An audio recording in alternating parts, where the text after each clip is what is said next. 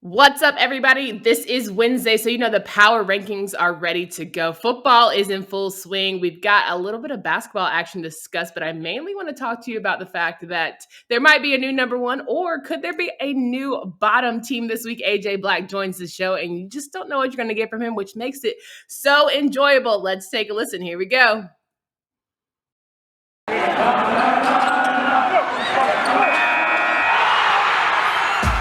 Locked On ACC, your daily podcast on the Atlantic Coast Conference. Part of the Locked On Podcast Network, your team every day.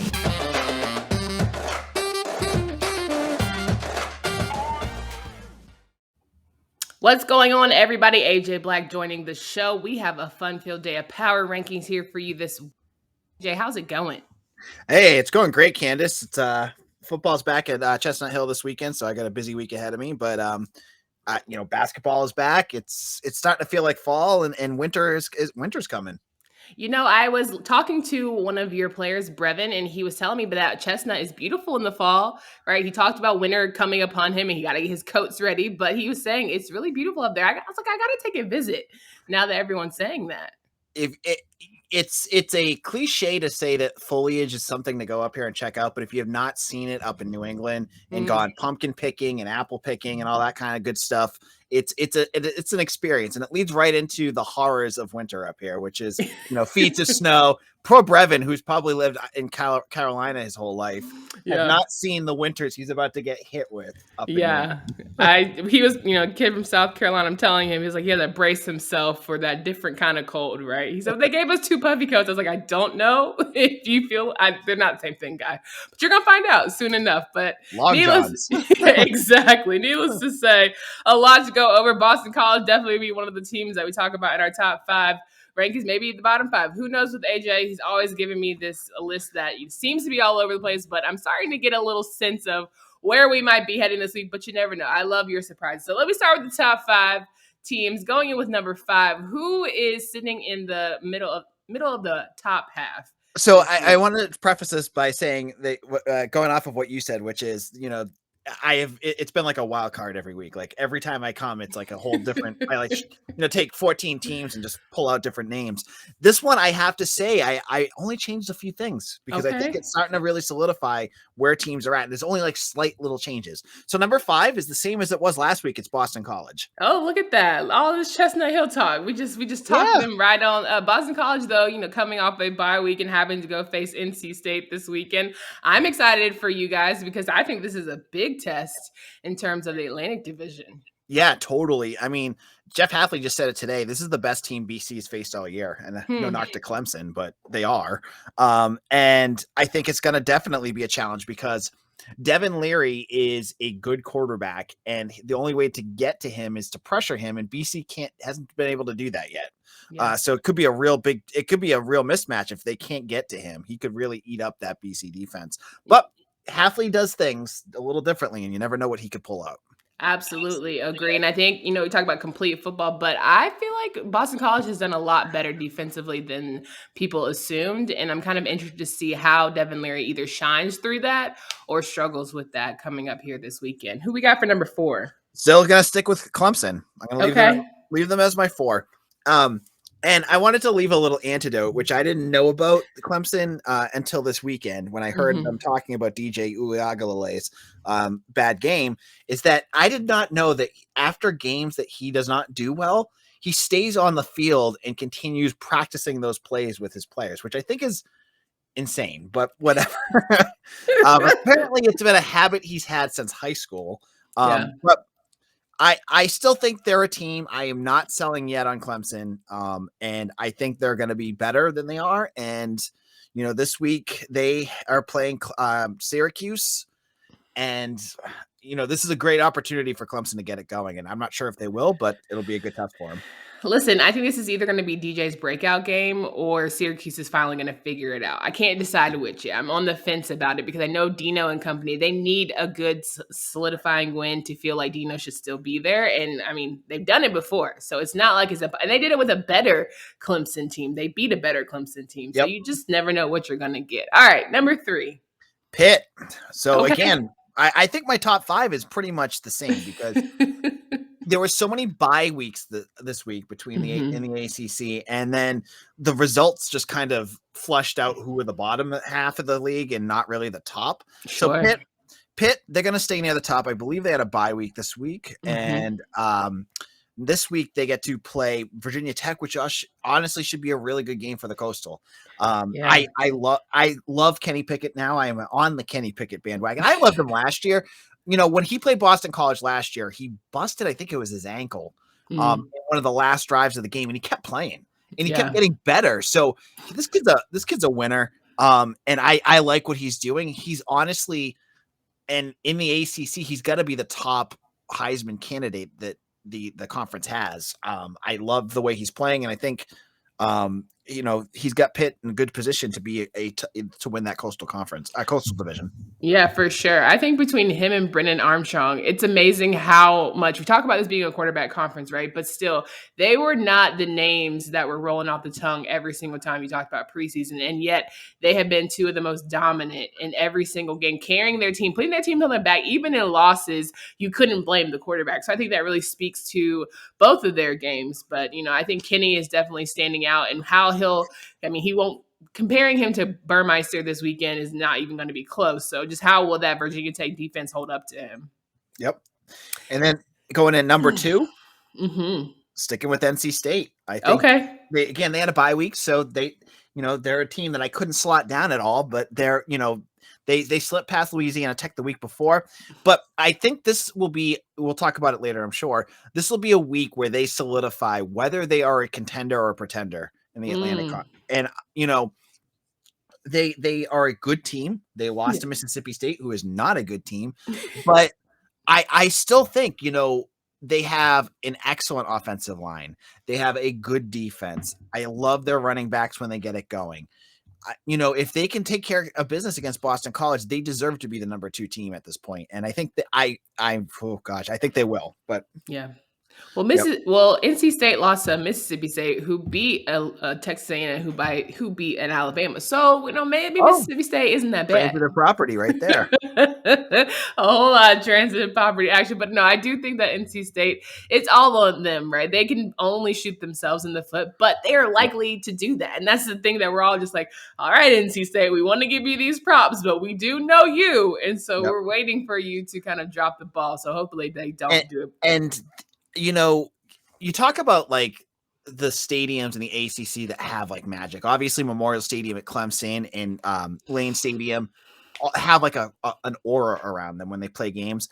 I think it's something that's really underrated. But Alumni Stadium at night, when fans are really going and they're liquored up from the day, can get really loud, and it can get pretty crazy. And BC's had some really big wins in there. They beat Miami, Florida State, USC.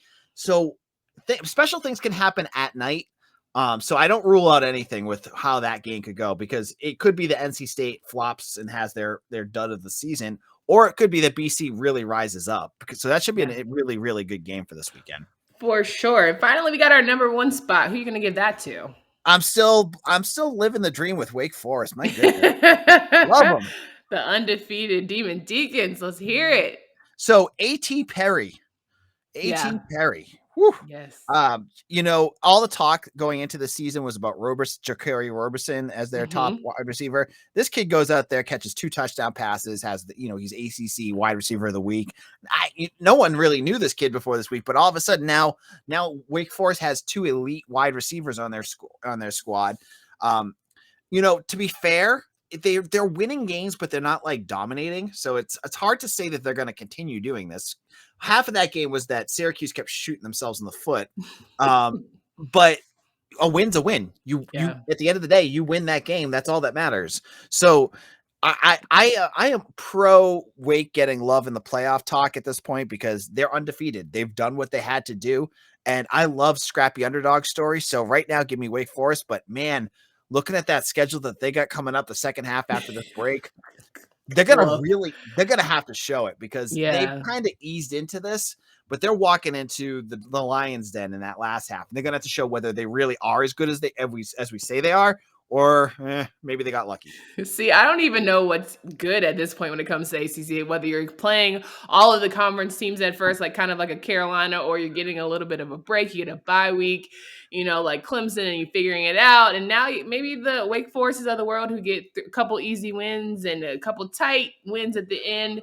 Who knows what the best system is for this conference, because you just never know what you're going to get. But I do think that Wake, they've shown themselves mentally tough, and teams have to play perfect. So it really is on the other teams. Like, if someone can figure out how to play a perfect game, you absolutely can beat this Wake Forest team, but you have to do it. You have to execute. Yeah, absolutely. They're playing good football, and they don't shoot themselves in the foot. They don't make those mistakes that cost them, and you have to beat them. And that's no team has done it yet. So credit to the Deacons. No doubt. All right, listen up, everybody. Let me make sure I get my thing right. There we go. All right, college football fanatics, have you heard about my favorite daily fantasy made easy? It is PrizePicks. It's a leader in college sports daily fantasy. I am not a big fantasy person, but I'm always down to give it a shot. Like, I will sit here and go on to BetOnline. I will do PrizePicks. I'm just trying to see, if there's a magical touch I can find myself, because I can pick any mixed sport entry that I want with PrizePicks. So I can take, Sam Howell and his touchdowns, or I can have an under on Sam Hartman and his maybe possibly interceptions. You never know. I can do all of that with PrizePicks. It's the award-winning app on both the App Store and Google Play. Entries can be made in 60 seconds or less. It's really that easy. It's safe and offers fast withdrawals. All of the users that deposit and use promo code will receive 100% instant deposit match up to $100. Just be sure you use that promo code locked on. So don't hesitate. Check out prizepicks.com. Go to your app store or download the app today using promo code locked on. PrizePicks is daily fantasy made easy. All right, we are Locked On ACC podcast. We have AJ Black from Locked On Boston College here with me today. We've been talking about the Eagles a lot. We've got our top 5 in, but of course, on this show, we love to talk about the bottom half, people who have to work it out, figure some things they got going on. So, AJ, maybe this has shifted a bit, right? The top 5 are cool, but let's talk about the bottom. It could get ugly down there. Yeah, and we'll start off. I had someone on one of my sites giving me garbage crap about my picks, saying, just listing, this guy must have way too much time on his hands, because he listed everything I've gotten wrong on any of my podcasts, on any of my websites. Oh, wow. And this is one that he brought up, and that was the UNC Tar Heels. I don't know why. They should be right at the bottom. They're down there. And Candace, I'm going to let you run with this in a second, because I want to hear your thoughts about it, because I always go back to you on this. Florida State looking pretty good, as Jordan Travis had a good game against UNC, and UNC, all of those gaping, all the loss from graduation seems to have really caught up with them, as they just don't seem like the same team. And you warned me over and over again to not buy on the Tar Heels, because they will break your heart. Thank goodness I did not put money on them on BetOnline.ag, but they lose, and they're now 3-3, and I don't see them really much of a coastal contender anymore. Mac Brown 0-11 when it comes to playing FSU. They made Jordan Travis look like we were talking about Kenny Pickett being a Heisman and Brennan Armstrong. They made Jordan Travis look like a Lamar Jackson on Saturday. And I think the most difficult part was, all right, last season you go into Tallahassee, everyone's talking about Sam and how he was supposed to go there, ended up changing his mind, and all of that energy going. So they wanted to show him who was boss, and FSU was so much better. Fine. And they were stinking it up. But you have an even worse team going into this weekend, and you're playing at home, a 1-4 FSU team. Like, seriously? You have all the cards in you to dominate this game, and somehow you let it slip away. I think that's beyond mental toughness. That's just not having any want to. Like, the basic fundamental skills, whether it's the quick 3 and outs we saw, or not being able to wrap up and tackling, it just went from bad to worse every single series. I don't know. I try my best to be positive. On top of all of that, it felt like Mac Brown was targeting me when he talked after that game, saying it wasn't his fault that everyone thought the team was so good. It was the media's fault. How dare you? How dare you, AJ, for hyping up UNC, knowing that they had full everything, an NFL quarterback in their midst. How dare you? So I felt attacked there. But yeah, they're in rough shape. I don't know how UNC figures this out. Ugly. I mean, the one piece again that you can go with is they're a younger team. They have a lot of younger positional players. Teams get better as the year goes on. They learn. They have their bumps. So maybe the thought is maybe they figure it out, and that could happen. I'm not going there though because I've already been burned enough by them. So that could happen though. You never know. It could happen, and honestly, at this point, they're just hoping other teams crap it up for themselves, and they can squeeze in that way. Because that's to me the only way they'll get in. All right, who we got next? Next, we have. I lost my thing because I was flipping between. Is Syracuse? Okay, yeah. They're down there. I saw a lot of power polls having them dead last, and I'm not there yet with them. I think they're better. Again, they lost this weekend and to Wake Forest in a game that they could have won. But they're just, I feel like there's something missing there. They got Garrett Schrader, who's a good running quarterback. They have Sean Tucker, and the defense did not look good against Wake Forest. But I think that I kind of like Syracuse. I like what they're doing. They're not as I went into the season thinking they were going to be abysmal, but they figured something out. They figured something out that was not a Dino Babers offense that I expected. And they're able to do it. And if they continue to play that way, they're gonna eke out some wins, and they could be a bowl team. But right now they're down there for me. For sure. And listen, I'm glad that they figured out who their quarterback was, and they're really trying to make it work. Garrett Schroeder is having a decent start to his, run. I think that Dino and the offensive coordinator need to figure some things out, but ultimately I think they're going to I don't want them to keep having to give teams runs where it's really close and they end up coming up short. I don't know if it's going to happen against this Clemson team, but I know they're going to hopefully squeak out 3 more and get a bowl and keep Dino there in New York. All right, who we got next? All right, Florida State, and this was a team. Really? Okay. They're down there right now, but they're a win away from being in the mix of the glob of the middle, the slime of ACC, which is like Louisville, UVA, Georgia Tech, BC should be in there too. They're right there. I just don't have enough faith in them to be there yet. I need to see one more game out of them. Jordan Travis. If you told with Drizzy Drake was the one at the beginning of the season said he'd be the starting quarterback, and I give him credit for that. And he's kind of shown that he deserves it more than Mackenzie Milton at this point. He's getting that offense going. He's getting them moving. I think this is, my power rankings are a snap in time right now. This is where they're at. I would guarantee at this point that Florida State will be higher by the end of the season because I think Mike Norvell has this team going in the right direction. They just need to continue to progress, and I think they're doing it. So that's where I have them for now. Are they going to win 6 more and go 8-4? That would be 6 I think is a good start for them. Okay, listen, I'll take 6-6. Whatever. I'm probably worse than what Carolina's going to do. All right, there got to be somebody worse than that. So who we got? So we got Duke right below them. Oh yeah, and I hate it had to be them. Yeah, I know.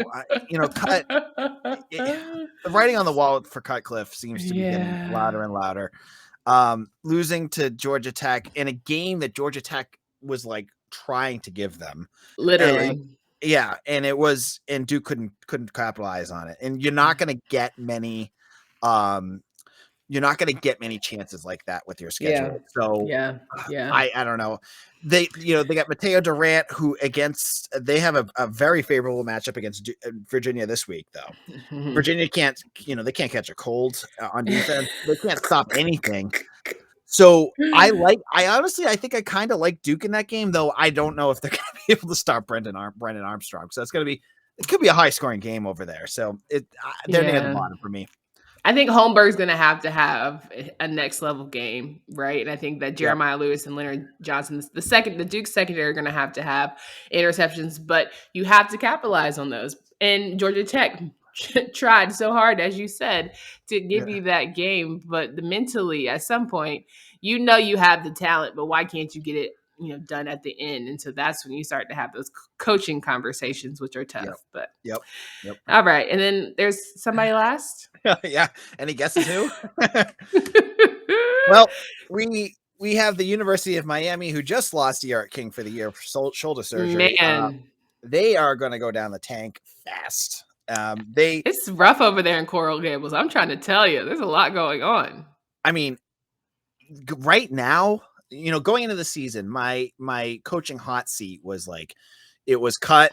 It had Jeff Collins, Fuente, Dino Babers were probably 1 through 4 on my list. Manny Diaz is like on a mountain right now over every one of them because I don't know. I mean, he could make it past the season. I just see, in a program like Miami, they're going to get really tired of him fast. And I just see them trying something else because it seems to be what Miami's doing is chasing that legacy of them, chasing the U. And he's not doing it right now. So who's the next one who could try to do that?